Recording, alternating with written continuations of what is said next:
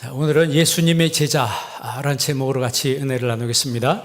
지난주에는 제자입니까? 라는 말씀으로 우리 같이 말씀을 들었습니다. 왜 자꾸 제자에 대해서 이야기하느냐? 오늘 말씀대로 가서 모든 민족을 제자 삼으라 그랬어요. 명령형입니다. 원문 성경의 말씀이 명령형이에요. 제자가 될까 말까가 아니고 제자가 돼야 된다. 그러니까 예수 믿는 사람들은 다 제자가 돼야 된다. 교회만 출석하는 사람이 아니고 그냥 교회 오디언스가 아니고 청중으로 와 앉아 있는 것이 아니고 한 명 한 명이 예수님의 제자가 돼야 된다는 거예요. 그러니까 예수님의 제자는 어떤 사람이냐? 쉽게 얘기하면 신앙의 기초가 명확하게 서 있는 사람이라는 거죠. 그러면 신앙의 기초가 뭐냐? 그러니까 하나님을 믿는데 제가 여러 번 얘기했는데 네 가지 신앙, 창조 신앙, 십자가 신앙, 부활 신앙, 재림 신앙이 내 마음속에 믿어지는 사람. 여러분, 하나님이 이 세상 창조한 거 믿으세요? 오늘 아침에 여러분 집에서 나와서 땅을 밟고 교회를 오는데 맑은 공기를 주시고 이 하나님이 만드신 땅을 내가 밟고 교회를 가는구나 라고 생각하면 가슴이 좀 울컥하지 않습니까? 가슴이 좀 감동이 되지 않습니까? 하나님이 창조한 세계에 피조물인 나 같은 미물과 같은 존재가 하나님을 경배하기 위해서 간다. 하나님을 독대하기 위해서 내가 예배를 드리러 간다. 이 모든 만물을 창조하신 하나님. 그러니까 예수님의 제자는 이런 창조 신앙을 갖고 살게 되는 것이죠. 그러니까 내가 죽어도 하나님이 내 생명을 거두어 간다는 사실, 그리고 나를 천국까지 인도한다는 사실을 내가 아는 거예요.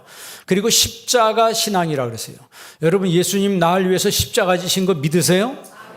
사실 그게 다 믿어지는 게 아닙니다. 사람이라고 다 믿어지는 게 아니에요. 우리가 사도행전 28장에 보면 믿는 자가 있고 안 믿는 자가 있다 그랬어요. 어떤 사람은 믿어, 어떤 사람은 믿지 않아 그래서요. 그런데 믿어지는 사람이 있고 안 믿어지는 사람이 있는데 나 같은 죄인을 하나님이 구원하셔서 믿어지는 사람이 되게 하시니 감사하다는 거죠. 여러분, 예수님의 십자가가 믿어지는 게 성령의 역사입니다. 가르쳐서 되는 것이 아니고 독서해서 되는 것이 아닙니다. 깨달아서 되는 것이 아니고 성령님이 내 안에 임재하셔서 나를 감동하실 때, 성령의 감동하심이 있을 때 그 십자가가 믿어지는 거예요. 그래서 그런 제자는 평생 예수님의 십자가 붙들고 사는 거예요. 여러분, 십자가가 내 앞에 보이는데 사탄이 와서 시험하고 마귀가 와서 나를 두드려야 된다고 내 신앙이 무너집니까? 껐떡없는 거예요. 세 번째가 부활 신앙이라고 그랬어요. 여러분, 예수님 부활한 거 믿으세요? 예수님 부활한 게 믿어지냐 이 말이에요.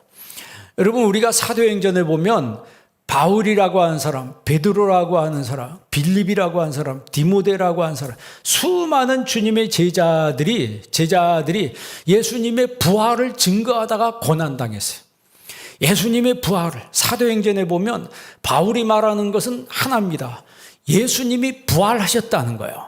예수님이 십자가 지시고 메시아가 왔는데 그 메시아가 우리 죄를 다 짊어지고 십자가를 지셨다. 그리고 거기서 끝나는 것이 아니고 부활하셨다. 그러니까 사단이 난리가 난 겁니다. 사탄이 난리가 나서 이 바울을 붙잡기 위해서, 베드로를 붙잡기 위해서 야고보가 순교하잖아요. 왜 야고보가 순교합니까? 최초의 순교자 야고보가 순교한 것은 예수님의 부활을 전했다는 이유로 순교당한 거예요. 그러니까 지금 이 세상 가운데 어떻게 보면 이 사회적으로 굉장히 우리에게 자유가 우리에게 주어진 이 보편적인 이 세상 가운데 우리가 부활신앙을 가지고 산다는 것도 영적인 전쟁이에요. 왜? 너무나 이 세상이 문화로, 어떤 세상의 정치로, 이 사회적으로 우리를 딱 옥죄놓기 때문에 옛날에는 정치적으로 박해했어요. 믿는 사람들을. 그렇죠? 그래서 믿는 것 때문에, 예수님을 믿는 것 때문에 실제적으로 피해를 당했습니다. 실제적으로 피해를 당하니까 이거 믿어야 될까 말아야 될까? 그래도 끝까지 믿어야지. 그래서 그 사람이 살아있을 때는 끝까지 믿음 가지고 살았어요. 그럼 그 자식 때는 어떻게 되냐? 일본의 그 역사를 보면, 우리나라 기독교 역사는 여러분 굉장히 짧잖아요. 130년 정도밖에 안 되는데, 일본에는 그 에도 막부 시대 250년 지나면서 기독교를 무자비하게 박해했습니다. 제가 예전에 얘기했나요? 고닌구미 제도, 후미에 제도, 사청 제도, 이런 걸 만들어가지고 기독교인을 색출해내는 거예요. 색출해내서 처형을 합니다. 그러니 여러분, 내가 있을 때는, 내가 살아있을 때는 그래도 죽기 살기로 믿었어. 그러면 그 자식은 어떻게 믿을 것 같아요? 아마 자식도 어머니, 아버지 믿음 따라왔으면 그 살아있을 때까지라도 그래도 견뎌냈을지도 몰라요. 그러면 그 다음 자식 때는 어떻게 될 것 같아요? 그 다음 때부터는 진짜 신앙이 어떻게 될지 모르는 거예요. 그러니까 여러분, 사청제도가 뭐라 그랬어요? 모든 국민들은 전례 등록을 해야 된다는 거예요. 지금 우리가 생각할 때는 말이 안 되는데, 국가의 제도라는 게 이렇게 무서운 거예요.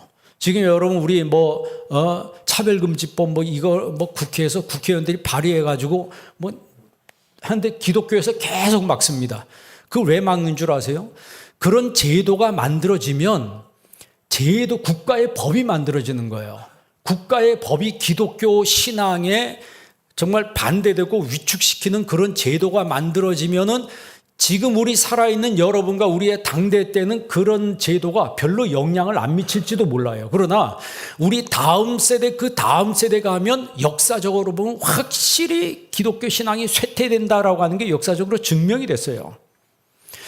그러니까 사청제도라고는 모든 국민이 다 절간에 등록을 해야 된다. 그럼 기독교의 신앙을 내가 가지고 있는데 어떻게 내가 절간에 입적을 합니까? 못하는 거예요. 그러면 곤란해서 처형을 하는 거예요.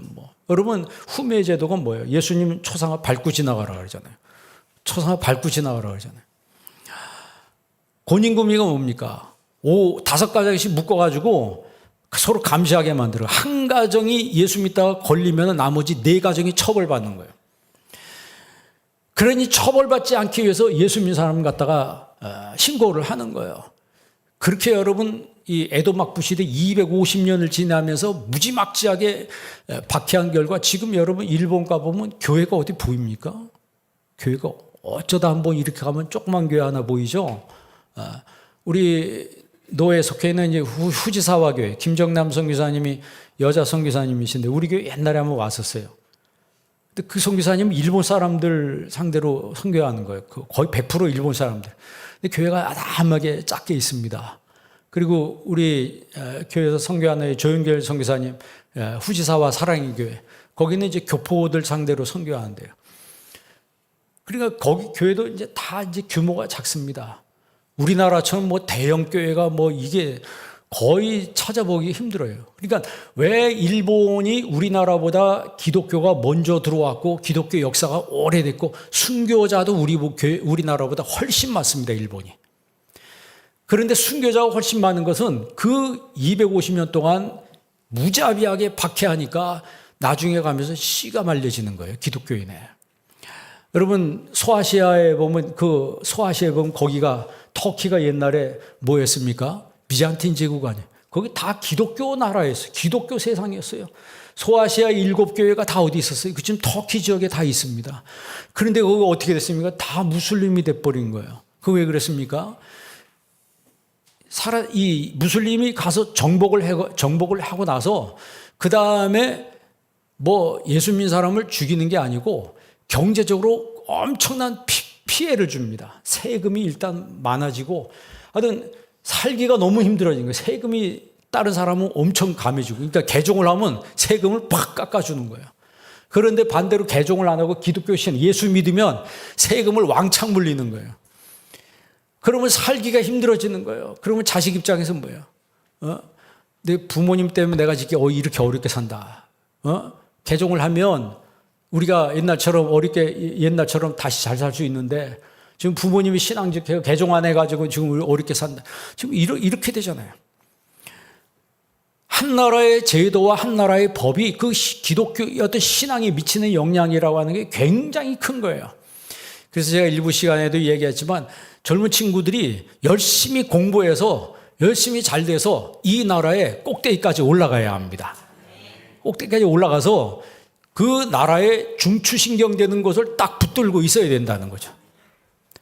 좌지우지하라는 얘기가 아니고 정말 국법이나 어떤 이 잘못된 법이 통과되지 못하게 영향력을 적어도 행사할 수 있는 사람, 다니엘과 같이 끝에까지 딱 올라가서 거기서 신앙을 끝까지 지켜낼 수 있는 그런 사람.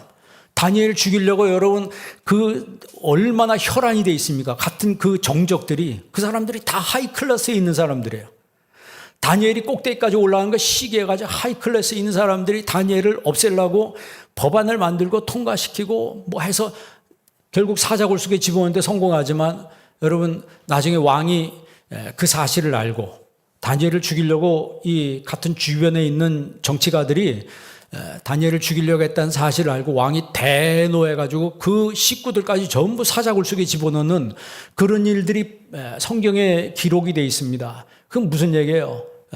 그건 무슨 얘기입니까? 끝까지 신앙을 지키는 게 얼마나 중요한가를 성경이 우리에게 말씀하고 있는 거예요. 여러분, 제자는요 그냥 교회를 다닌다고 되는 게 아닙니다. 성숙한 신앙을 말하는 거예요. 제자들은 적어도, 그러니까 교회 오래 다닌다고 성숙한 신앙이 되는 것도 아닙니다.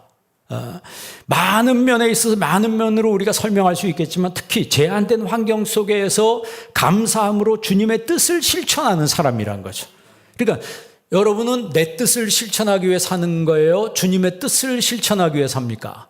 여러분이 돈 버는 것은 여러분이 주님의 뜻을 이루기 위해서 돈을 법니까? 아니면 내 뜻을 이루기 위해서 돈을 법니까? 목적이 다르다니. 똑같이 돈을 벌어도, 똑같이 경제생활하고 사회생활을 해도 주님의 제자들이 사는 관점이 세상에 사는 사람들과 관점이 다르다라고 하는 거예요. 그러니까 하나님의 뜻을 실천하기 위해서 사는 사람들, 이렇게 심적으로 영적으로 무장된 사람이 세상에 나가는데, 그런 세상은 어떤 세상이에요? 이 제자들이 나가 사는 세상이 어떤 만만한 세상입니까? 로마서 여러분 1장 28절에 보면 뭐라고 되어 있어요?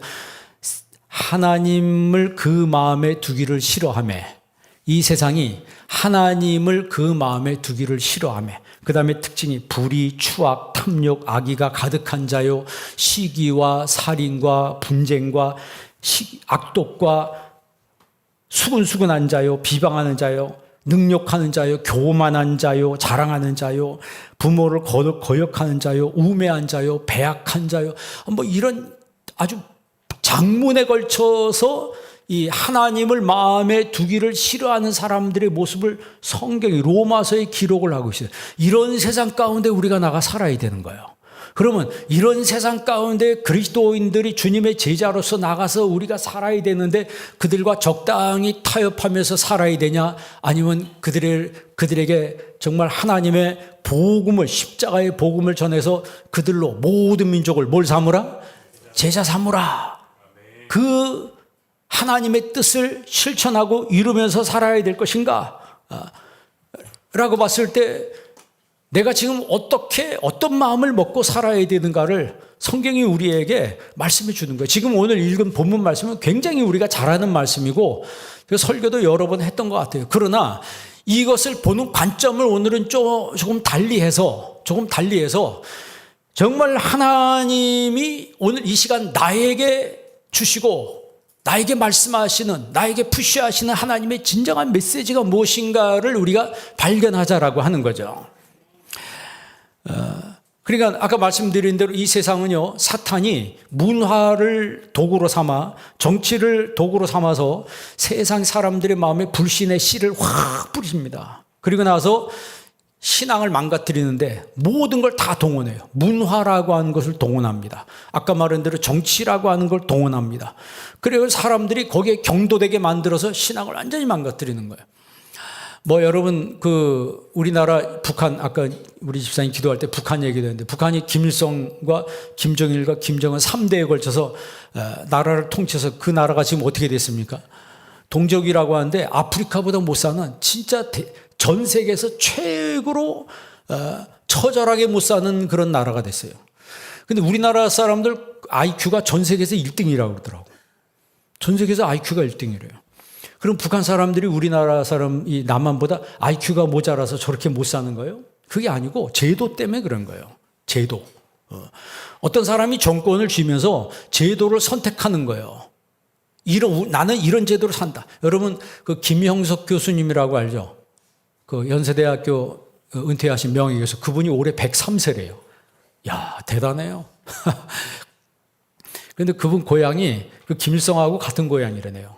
그래서 해방된 다음에 김일성이 소련 장교가 돼가지고 와서 자기 고향에 왔을 때 같이 만나서 밥도 먹고 대화도 했다는 거예요. 그래서 소련군으로 진주하니까 그럼 앞으로 우리나라가 어떻게 될 것 같습니까? 이렇게 물어봤더니 그랬다 그러죠. 그 뭐 유튜브에 다 있습니다, 여러분. 그 KBS나 어떤 공영 방송에서 그분과 대담한 거가 이제 다 나와 있어요. 앞으로 우리 나라는 모든 토지를 다 몰수해서 토지는 국가 갖고 무상분배하고 모든 그 어떤 사회 시스템은 공산주의로 이렇게 한다. 뭐 이제 이런 얘기를 쭉 하더라는 거예요. 근데 입에서 줄줄줄 나오는 게 그 이상했대요. 배운 거를 그냥 입에서 이제 이렇게 토해내는 것처럼 말을 하더라는 거죠. 그런데 이분은 이제 기독교인이니까 이제 뭐 교회를 박해하리라고는 상상도 못 했다는 거예요. 그런데 어느 날 갑자기 교회 가는데 예배를 드리고 나오는데 그 다음날 이제 목사님 붙잡아가고 장로님 붙잡아가고 믿는 사람들 다 체포해 가더라는 거예요. 그런데 나중에 보니까 그분들을 처형한다는 소식이 드는 거예요. 어디서 처형됐다는 거예요. 예수 믿는 사람들이. 그러니까 이제 이분 마음속에 여기서 더 이상 살 수가 없겠구나. 왜? 자기도 예수님 믿으니까. 그래서 남쪽으로 피난 내려온 거예요. 그러니까 그런 제도가 어떤 권력자들에 의해서 제도가 딱 형성이 되니까 그 제도 따라 움직이는 거예요. 지금 여러분 북한에 교회가 있습니까? 뭐 봉수교회 보여주는 그 디스플레이 처치라고 그러죠. 전시된 교회는 있을지 몰라도 지하교회는 많다고 그러더라고요. 지하교회는 많다고 그러는데 실제로 교회가 없어요. 여러분 그 마키아벨리의 군주론에 보면 그 마키아벨리는 이탈리아 사람입니다. 우리나라 1400년도에서 1526년에 죽었으니까 우리나라 조선시대 초기에 정도의 그런 사람이에요. 이 사람이 군주론을 쓰면서 뭐라 그러냐면 한 군주가 한 국가에 쳐들어가서 자기 그 정권을 계속해서 유지시키려면 그 나라 모든 문화를 전부 다 다 파괴시켜야 된다는 거예요. 왜냐하면 자유롭게 살다가 매일 저 건물을 보면서 그래도 자유롭게 살았는데 이런 생각을 못하도록 기존에 있던 모든 것들을 완전히 다 부셔버려야 된다는 거죠. 그러니까 쉽게 말하면 북한도 정권을 잡으면서 교회를 그냥 여러분 평양이 어디예요? 동양이 예루살렘이잖아요. 옛날에 평양신학교가 있었잖아요. 지금 남쪽에 있는 신학대학 상당 부분들이 기본을 어디로부터 시작되냐면 뿌리를 평양신학교로부터 시작하는 거예요. 그 정도로 동양의 예루살렘이라고 하는 이 평양 중심으로 해서 북한에 어마어마하게 많은 교회와 기독교가 있었습니다. 남쪽보다 더 부흥됐었어요. 그런데 제도적으로 모든 교회를 다 부셔요. 그러니까 그 교회를 남겨두면 어떻게 지나가면서 강제노동을 하면서도 그래도 옛날에 내가 저 교회 다녀서 예배 드릴 때가 좋았는데 눈물 펑펑 흘릴 거 아니에요. 근데 교회를 싹 없애버리니까 안 보이잖아요. 안 보이니까 그런 생각이 안 드는 거예요. 그런 생각을 못 하도록. 그렇게 1대가 지나고 2대가 지나고 지금 탈북한 젊은 친구들은 교회가 뭐야? 이런 정도가 된 거죠. 교회가 뭐야? 그나마 탈북해서 선교사님들 도움받아가지고 한국에 오는 사람들이 굉장히 많죠. 이거는 무슨 얘기입니까? 국가의 한 제도가 어떠냐에 따라서 특별히 기독교 역사적으로 보면 기독교 신앙이 전파될 때는 어떤 그 국가의 제도가 받쳐줬다는 거죠. 국가의 제도가 받쳐줬다는 거예요. 일제시대 때 여러분 일본 사람이 우리나라를 통치했지만 선교사님들 건들지 않았어요. 교회가 세운 걸 막지 않았어요. 그래서 오히려 일제시대 때 교회가 엄청나게 부흥됐습니다. 여러분 이렇게 세상에 붙들려 있는 세상에 우리가 복음을 전하는 제자가 되려면 우리가 영적인 제자로서의 준비가 돼 있어야 합니다. 여러분, 여기 예배드린 여러분들이 한 명 한 명 예수님의 제자로 준비가 돼 있어야 된다는 거예요. 여러분, 주님의 말씀이 여러분 멀리 들리지 않고 여러분 가까이 들릴 수 있기를 바랍니다. 우리가 성전을 짓고 저기 갈 때도 우리 영혼의 준비가 돼 있어야 돼요. 준비가 돼 있는 제자들이라고 한다면 그 어떤 환란이 찾아와도 고난이 찾아와도 시험이 찾아와도 넉넉하게 이겨나갈 수 있을 거예요. 넉넉하게 이겨나갈 수 있을 거예요. 여러분, 우리가 바울이 그런 말이죠. 내가 예수 그리스도의 심장으로 너희를 권하노니. 예수 그리스도의 심장으로 너희를 권하노니. 그러니까 우리가 예배를 드릴 때도 예수님의 심장으로 예배를 드려야 되는 거예요. 우리가 기도할 때도 예수님의 심장으로 기도해야 되고, 우리가 봉사하고 섬길 때도 예수님의 심장 가지고 하면 정말 교회는 부흥할 수밖에 없습니다. 그런데 예수님의 심장이 아니고 세상 심장 달고 와가지고 여러분 예배를 드리고 그냥 교회 출석만 한다면, 그런 사람이 많아진다면 그 교회는 아무런 역사도 일어나지 않습니다. 아무런 역사도 일어나지 않고 그냥 와서 교회 다니는 게 어떻게 보면 엄청난 부담이 될 수가 있죠. 그러나 예수님의 심장을 가지고 있다면 기쁜 마음으로 내가 주님을 위해서 일하게 될 것입니다. 여러분, 로마서 3장 24절 한번 읽어볼래요? 로마서 3장 24절 다 같이 한번 읽습니다. 그리스도 예수 안에 있는 속량으로 말미암아 하나님의 은혜로 값없이 의롭다 하심을 얻은 자 되었느니라. 아멘. 예수 안에 있는 속량으로 말미암아. 이 속량이 무슨 말일까요? 이 속량이란 말은 속전, 몸값.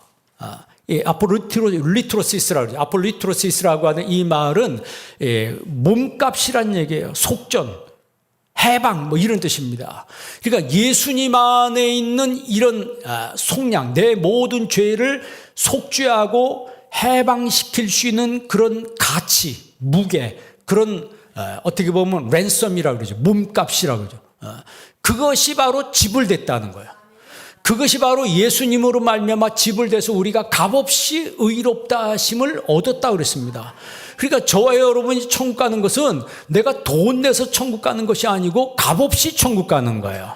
그러나 내가 이 땅에서 헌신하는 것은 나 같은 죄인을 이렇게 구원해 주셨으니 헌신할 수 있다라고 하는 거죠. 그게 바로 주님의 제자라고 하는 거죠. 에베소서 1장 7절도 한번 읽어볼래요? 다 같이 한번 읽습니다. 우리는 그리스도 안에서 그의 은혜의 풍성함을 따라 그의 피로 말미암아 속량 곧 죄사함을 받았느니라. 아멘. 여기도 속량이란 말이 나와요. 그런데 그 전에 그의 피로 말미암아 속량. 그러니까 이 속량은 바로 몸값이 지불이 됐다는 거예요. 누구 몸값이 지불이 돼요? 저와 여러분의 몸값이 지불된 거예요. 그 누구의 피로 지불된 거예요? 예수님의 피로 지불됐다라고 하는 거예요.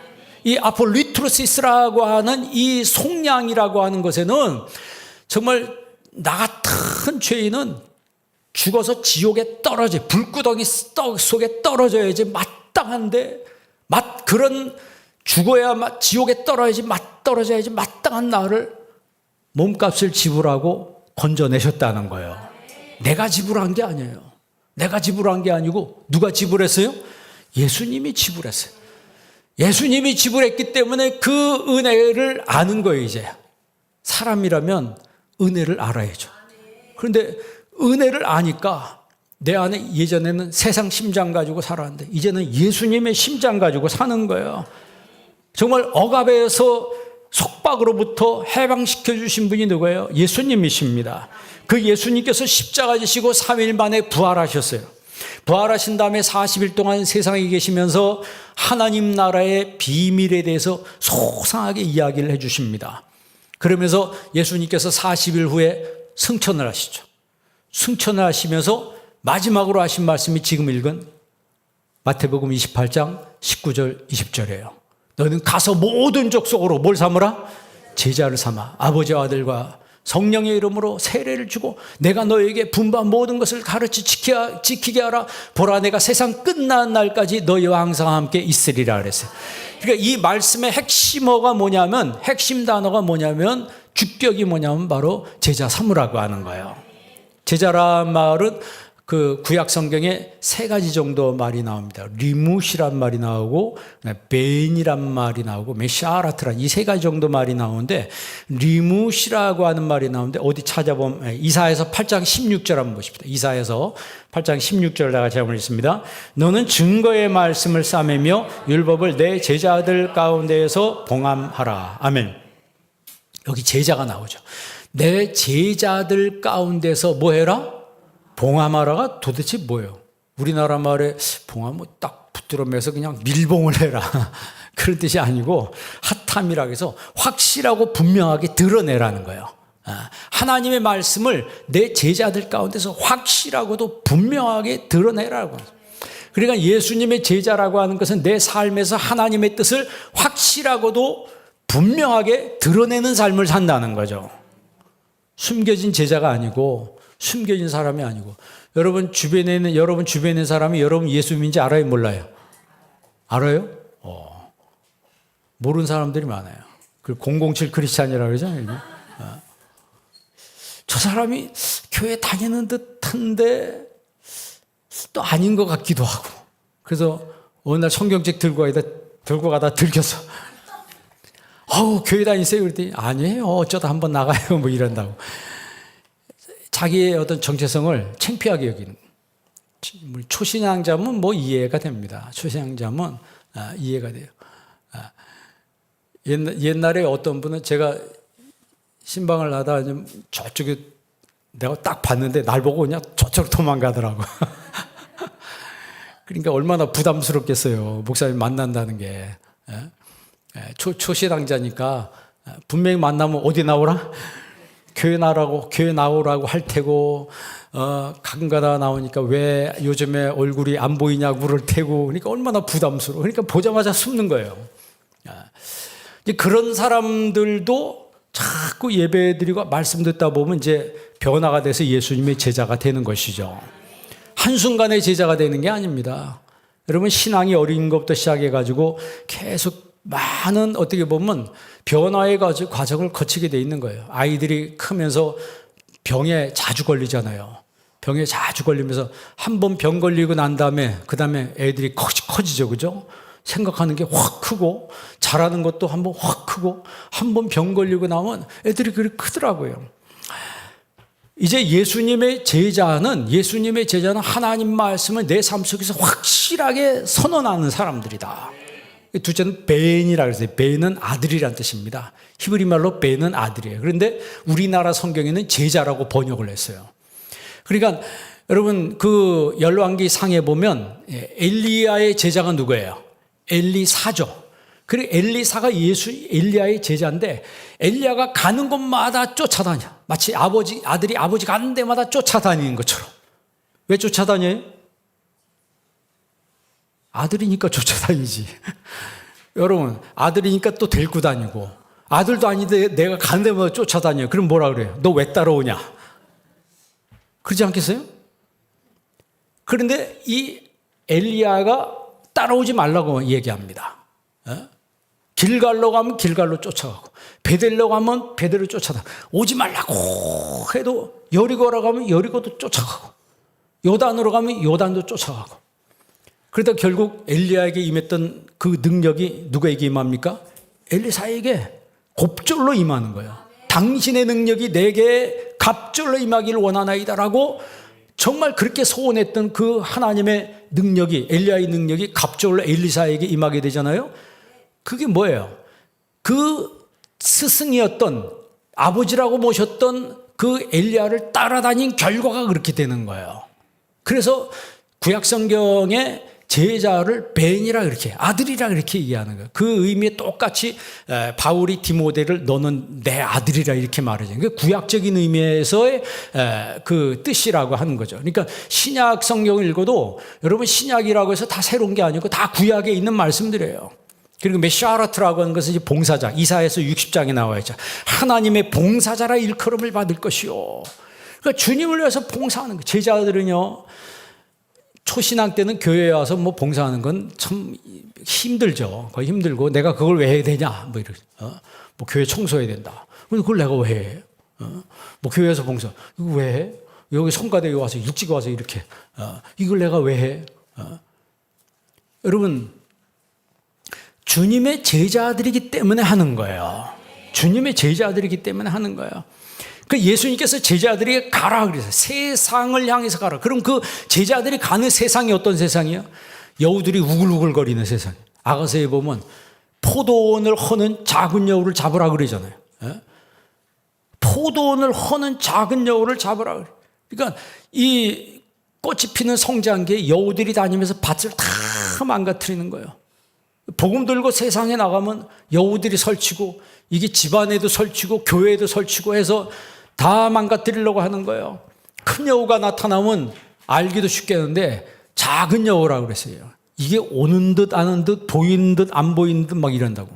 여러분 죄 짓는 것도 여러분 큰 죄를 져요? 작은 죄를 져요? 여기 우리 대부분은 큰 죄 짓는 사람이 없어요. 큰 죄 짓는 분들은 어디 가 계셔요? 전부 그 집에 다 가 계시고 여기 있는 사람들은 다 작은 죄 같지도 않은 어떻게 보면 사회적으로 보면 죄 같지도 않은 죄를 짓고 뭐 그런 것들 때문에 이게 뭐 어떻게 보면 그런 작은 것들이 공동체를 망가뜨리는 거예요. 우리 가정을 망가뜨리고 그게 성경의 작은 여우라 그랬어요. 이런 영적인 싸움을 감당할 준비가 돼 있습니까? 이런 영적인 싸움에서 승리할 준비가 돼 있어요? 앞으로 이런 싸움을 무수하게 치러내야 된다는 거죠. 언제까지요? 천국 가는 그날까지. 그러니까 여러분 마음에 준비를 해야 합니다. 바울이 여러분 사도행전 보세요. 사도행전 1장에서 28장까지 있잖아요. 바울이 십자가 범을 가는 곳곳마다 전하는데 계속 바울을 해방하고 옆에서 비난하고 죽이려고 하는 사람들이 얼마나 많이 등장합니까? 그런데 그 바울이 그 사역을 끝까지 다 감당한 이유는 같이 그와 함께하는 코워커들이 있었기 때문에 그래요. 동력자들이 있었기 때문에 그 사역을 감당했다는 거죠. 마지막에 바울이 28장 어디서 끝을 맺습니까? 로마에서 끝을 맺죠. 로마. 그 금요기도에 좀 나와야지 이게 연결이 되는데 새벽기도 나오면 사무엘상, 금요기도에는 사도행전, 수요예배는 뭐 이렇게 예배 때마다 나오면 이게 좀 연결점이 있는데 주일날 한 번만 나오시면 도대체 뭔 소리인지 모르는 거예요. 그래서 우리가 신앙생활 할 때도요, 자주 와야 합니다. 자주 와야 돼요. 여러분, 신앙생활은요, 신앙생활은 매이는 겁니다. 매이는 거 싫으세요? 여러분이 귀족 클럽에 가입돼 있다. 만약 예를 들어서 우리나라 하이 클래스에 있는 귀족 클럽에 가입돼 있다. 그러면 얼마나 자랑스럽게 여기겠어요. 나는 그 한남동, 압구정동 뭐 이런 류에 속하는 사람이야. 그럼 그것도 얽매이는 거거든요. 매이는 거거든요. 근데 그런데 매이는 건 그렇게 자랑스럽게 생각해요. 그렇잖아요? 여러분이 영화 보러 갑니까? 그런 거 안 봐요? 영화관에 제 시간에 가요? 늦게 갑니까? 제가 알기로는 영화 시작되기 전에 다 들어가 앉아 있을 거예요. 연극을 보러 가면은 연극 전에 가요? 시작한 다음에 가요? 전에 미리 다, 음악회도 미리 다 가 있고. 그런데 이상하게 예배만큼은 시작한 다음에 한참 있다 들어오고 그러더라고요. 왜냐하면 그래도 된다고 생각하는 거예요. 여러분, 그게 뭐냐면 인식 차이거든요. 그 인식론이 있거든요. 사람이 어떤 인식을 가지고 있느냐에 따라서 자기가 미리 중요하다고 생각하면 미리 준비합니다. 미리 준비해요. 제자는 이 땅에 살아갈 때 내 심장으로 사는 게 아니, 세상 심장으로 사는 게 아니고 예수님의 심장으로 사는 사람들이에요. 예수님의 심장 가지고 예수님을 배우는 사람들이에요. 마태복음 11장 29절 한번 읽어보세요. 마태복음 11장 29절에 보면 나는 마음이 온유하고 겸손하니 나의 멍에를 메고 내게 배우라. 그리하면 너희 마음이 쉼을 얻으리니. 예수님의 멍에를 메고 예수님께 배우라는 거예요. 그 말은 뭐예요? 예수님께 배워서 예수님의 심장으로 살라라고 하는 거죠. 여러분 생각해 보세요. 예수님의 심장으로 기도하고 예수님의 심장으로 예배하고 예수님의 심장으로 전도하면 부흥은 저절로 오는 거예요. 부흥은 저절로 오는 거예요. 여러분 빌립보서 1장 8절을 보십시오. 빌립보서 1장 8절. 다 같이 읽습니다. 내가 예수 그리스도의 심장으로 너희 무리를 얼마나 사모하는지 하나님이 내 증인이시니라. 아멘. 내가 예수 그리스도의 심장으로, 이 심장이 스플랑크논이라고 그랬어요. 이거는 우리나라 번역에는 심장이라고 번역해놨는데 이 스플랑크논이란 말은 내장이라는 뜻이에요. 그러니까 우리 몸속에 내장이 뭐가 있습니까? 위 있고 간이 있고 심장이 있고 췌장이 있고 뭐 간장이 있고 대장이 있고 소장이 있고 이 내장 전체를 스플랑크논이라고 그래요. 그런데 우리나라 번역에는 하나만 가장 중요한 심장으로만 이렇게 얘기했어요. 그러니까 내가 예수님의 온 심장, 이렇게 온 내장으로 말. 이게 뭐냐면 내 모든 걸 다 쏟아붓는다 이 말이죠. 그래서 이제 심장이란 말로 이제 번역했는데 좋은 번역이라고 생각해요. 그러니까 예수님의 심장으로 주님을 믿는 사람들. 여러분 오늘부터는 예수님의 심장으로 예수 믿으시기 바랍니다. 세상 심장 떼내고 오늘부터 예수님의 심장으로 살아야 되는 거예요. 예수님 심장 이식하고 예수님의 심장으로 살겠습니다. 예수님의 심장으로 예배하고 예수님의 심장으로 기도하고 예수님의 심장으로 전도하고 예수님의 심장으로 봉사하겠습니다.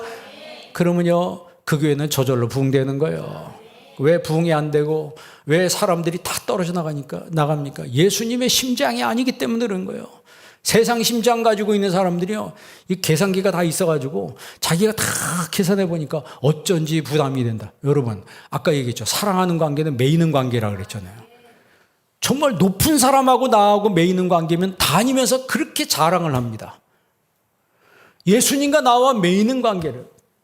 젊은 청년 형제자매들 뭐 얘기 들어보면 둘이 사귈 때 보면 오늘부터 1일이라 뭐 그런다면요. 오늘부터 1일이야. 그러면 그 전까지는 나는 몰랐는데 여사친이 무슨 말인지 몰라서요. 남사친, 여사친 그러더라고. 근데 이게 무슨 말이냐. 그래서 쳐보니까 남자친구라 그러다며. 예? 남자 사람 친구. 그렇지. 그래서 그 말도 희한하대. 누가 그렇게 만들어. 아니, 사람이지, 사람이 아니. 남자 사람 친구, 여자 사람 친구. 그런데 거기서 둘이 이성으로 사귀기 시작하면 일이라고 한다는 거예요. 그러니까 그냥 남사친으로 여사친으로 있으면 후리하게 산다는 거예요. 매이지 않는 거죠. 그런데 둘이 오늘부터 일일이 하는 순간 둘이 매인다는 거예요. 어디 가면 보고해야 되고 늦으면 얘기해야 되고 다 보고 그게 매이는 관계. 여러분 주님과의 관계도 저는 똑같다고 봐요. 아니 그거보다 더 심해야지. 여러분 예수님께 매이시기 바랍니다. 나는요 교회에 매이는 거 싫어요. 나는 그런 거 신앙에 매이는 거 싫어요. 천국 가기 싫은 사람은 그런 소리 하는 거예요. 왜? 천국이 안 믿어지는 거. 아까 처음 얘기한 창조신앙, 십자가신앙, 부활신앙, 재림신앙, 예수님 재림하는 거 다 모르니까 그냥 이 땅에서 교회 다니다 난 후리하게 살고 싶다는 거예요. 사람이 자기 가치를 인정하는 데는 사람이 거기다 에너지를 쏟게 돼 있는 거예요. 그래서 제자는요 자신을 훈련할 줄 아는 사람입니다. 여러분 신앙생활 할 때 여러분 자신을 훈련해야 돼요. 가장 먼저 아까 얘기한 것처럼 시간 훈련을 해야 합니다. 시간을 드리는 훈련을 해야 돼요. 낮 예배만 드리지 말고 저녁 예배도 찬양 예배도 하나님 앞에 와서 드려야 되는 거예요. 타임테이블이 하나님 앞에 주일날은 온전히 드린다라고 딱 돼 있으면요 그게 정말 신앙생활하는 게 기뻐요. 섬김의 훈련이 돼 있어야 합니다. 예수님이 마태복음에 뭐라고 했어요? 내가 온 곳은 섬김을 받기 위해서가 아니고 섬기기 위해서 오셨다고 그랬어요. 내가 주와 선생이 되어 너희의 발을 씻겼으니 너희도 서로 발을 씻기는 자가 되라. 섬기는 사람이 되라. 여러분 집에서도 배우자들끼리 서로 발을 씻기면 그 가정이 어떻게 되겠어요? 진짜 행복한 가정 아니겠습니까? 살만한 가정 아니겠습니까? 맨날 내 발을 씻기라 하니까 얼마나 스트레스 받아요. 섬김의 훈련. 교회에 와서도 마찬가지. 내가 섬김의 훈련이 돼 있으면 신앙생활하는 게 정말 기쁜 거예요. 기도의 훈련이 되죠. 기도하는 것도 훈련입니다. 여러분 기도하고 싶은 사람 손 들어요. 잘 안 들어요. 기도합시다 그러면 놀러 갑시다 그러면 할렐루야 그래도 기도합시다 그러면 전부 다 고개 푹 숙이고 있어요. 기도하는 것 자체가 영적 전쟁입니다. 우리 뭐 목요일 날, 토요일 날 기도하는 거 없이 제가 한번 이렇게 보면요. 그냥 나오는 사람은 몇 사람만 나와서 열심히 기도하시더라고. 여러분 삶에서 정말 기도하는 제자가 되기를 바랍니다. 그냥 되는 게 아니고 훈련으로 되는 거예요. 그러니까 나 자신을 쳐서 하나님 앞에 복종시키고 자꾸 그렇게 해야 되는 거예요. 신앙은 매이는 겁니다. 신앙은 매이는 거예요. 그래서 여러분 생각을 바꿔야 돼요. 나는 그런 거 없이 나는 자유스럽게 믿고 싶다. 내가 나가고 싶을 때 나가고. 그런 건 아예 초신앙, 하나님을 아예 안 만나 구원받지 못한 사람의 생각이에요. 구원받은 사람, 신앙 안으로 일단 들어온 사람들은 절대 그렇게 신앙생활하면 안 됩니다. 처음에 말씀드린 대로 교회 오래 다닌다고 예수님의 제자가 되는 게 아니에요. 예수님의 제자는 내 삶을 통해서 예수님을 만난 사람들이에요. 경험한 사람들이라니까요. 그러니까 자발적으로 예수님께 매이는 거예요. 자발적으로 예수님께 매이고 그분한테 붙들리는 게 기쁨이고 감사함이라고 하는 거죠. 그래서 우리가 육신을 갖고 있기 때문에 세상에 살기 때문에 세상은 뭐예요? 좀 더 자자, 좀 더 눕자, 좀 더 편하자. 그게 세상 아닙니까? 그러나 그런 걸 박차고 주님 앞에 나오는 거예요. 그러기 위해서 우리 자신을 훈련하는 거예요. 전도 훈련.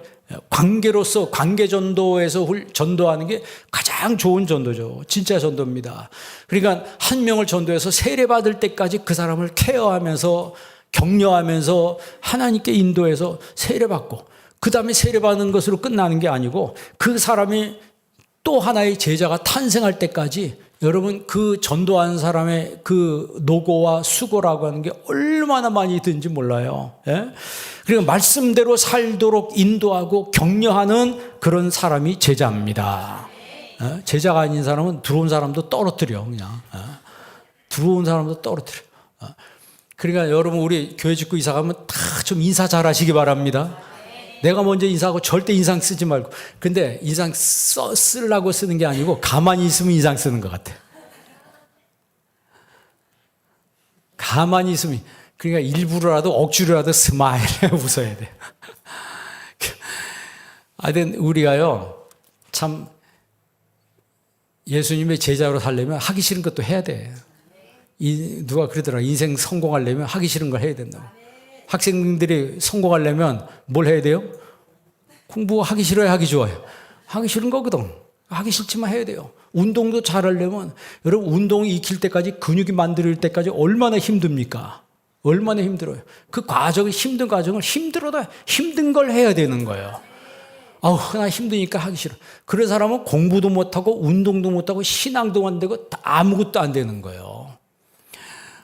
하기 싫은 걸 해야지 그 사람이 성공하는 거예요. 신앙의 성공도 똑같습니다. 육체는요, 이 죄의 몸덩어리이기 때문에 좀 더 눕자, 좀 더 자자, 좀 더 편하자. 왜 꼭 예배를 그렇게 드려야 돼요? 뭐 그렇게 하면 예배가 많어? 그걸 안 믿는 남편이 그러잖아요. 일주일에 2번만 가도 맨날 교회 가는 줄 안다는 거예요. 목사 입장에서 볼 때 교회 오는 사람도 아닌데 남편 입장에서 보면 매일 교회가 산다고 그렇게 얘기한다는 거예요. 그래서 불만이 이 옆에 내가 맨날 교회가 산다. 아마 교회 간다는 거 다른 데 가는가 봐. 충성훈련을.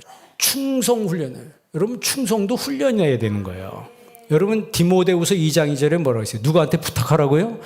충성된 사람에게 부탁하라고 그랬어요. 충성되지 않은 사람한테 부탁하면 시험 듭니다. 제가 목회해 보니까 그렇더라고. 그래서 난 충성된 사람인 줄 알고 말했더니 시험 들어버려. 그래서 진짜 조심스러워요. 목사로서 말한다는 게 진짜 조심스럽더라고요. 그리고 절제 훈련. 내 감정을 제어하고 올바른 판단을 행할 수 있는 그런 사람. 절제할 수 있는 사람. 그리고 환경과 분위기를 분별해서 지혜롭게 대처할 수 있는 사람. 아까 제가 다니엘 얘기했잖아요. 다니엘서에 보면 다니엘의 마음이 민첩하여 지식과 총명이 있어. 다니엘의 그 모습, 그가 민첩하여 지식과 총명이 있었다고 그래요. 그게 무슨 얘기예요? 그러니까 다니엘파가 없었어요. 예? 그 외국인이잖아요. 외국인으로 왕 밑에까지 꼭대기까지 올라가 있는 사람이. 그러니까 같은 그 바벨론 출신들이 얼마나 눈에 가시처럼 보이겠어요. 외국인이 와서 저렇게 출세하고 왕이 계속 바뀌는데 저 인간은 바뀌지도 않고 저기 계속 높은 자리에 있으니까 시기가 나잖아요. 그런데 다윗은요, 한 번도 밑으로 떨어지지 않았어요. 우리가 잘 아는 것처럼 다니엘은 뜻을 정한 사람이라고 그랬어요. 딱 뜻을 정하고 그 다니엘서에 보면 정말 민첩하여 총명이 있었다라고 했어요.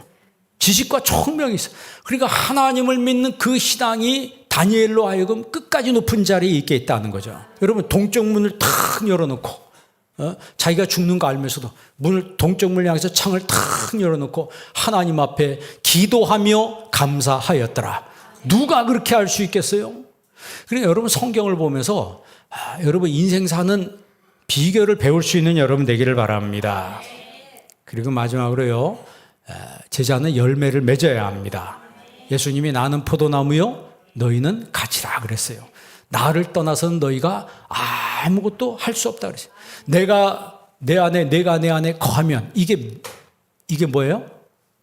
내가 내 안에, 내가 내 안에 거하면 이게 무슨 관계예요? 아까 얘기한 것처럼 매이는 관계예요. 여러분, 가지가 난 줄기에 너무 붙어있어서 너무 스트레스 받아. 나 좀 혼자 독립하고 싶어 해서 가지가 독립했어요, 줄기에서. 그 순간 어떻게 돼요? 그 죽는 거예요.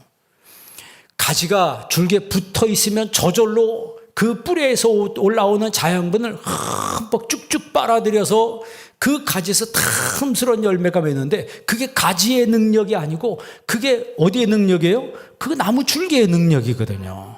그러니까 예수 믿는 우리가 풍성한 열매를 맺는다라고 하는 것은 내가 능력이 있어서 내가 맺는 것이 열매 맺는 게 아니고 예수님의 능력으로 열매를 맺는 거예요. 그래서 여러분, 열매 맺는 사람이 제자라고 하는 거예요. 왜? 예수님께 붙어 있기 때문에. 예수님께 잘 붙어 있으시기 바랍니다. 떨어지려고 생각하지 말고, 자꾸 독립하려고 하지 마세요. 독립하려고 하지 마세요. 그게 사탄의 유혹입니다. 그냥 정말 우리는 예수님께 매여야 돼요. 매이는 관계가 행복한 거예요. 정말 사랑한다면 그 사랑하는 사람에게 매이는 것은 진짜 기분 좋은 일이고 축복이죠. 그러지 않겠습니까? 그래서 여러분, 이 땅 살아갈 때 예수님과 매이는 제자가 되기를 바랍니다. 그래서 모든 족속을 제자 삼으라고 했을 때 우리 교회가 해야 될 사명이 있고 내가 감당해야 될 사명이 있습니다. 그 제자의 사명은 그냥 되는 것이 아니고 예수님께 붙들렸을 때, 예수님께 매였을 때 주님의 뜻과 사상과 예수님의 의도가 자동적으로 나한테 밀려 들어오는 거야. 그래서 내 뜻을 내려놓고 주님의 뜻을 이루는 삶을 살 수 있고 내 세상 심장 내려놓고 예수님의 심장으로 살 수 있는 사람이 되는 겁니다. 오늘 여기 예배드리는 여러분들은 예수님의 심장으로 사는 주님의 제자가 되길 주의 이름으로 축원합니다. 기도하겠습니다. 좋으신 아버지 하나님 감사합니다. 오늘 이 시간에 저희들에게 하나님 말씀 주심을 감사합니다. 아버지 하나님, 예수님께서 제자들에게 말씀하신 오늘 말씀을 잊지 않게 도와주시옵시고 저들 평생 살아갈 때 예수님의 제자의 모습으로 살아가게 하여 주시옵소서. 예수님의 이름으로 기도합니다. 아멘.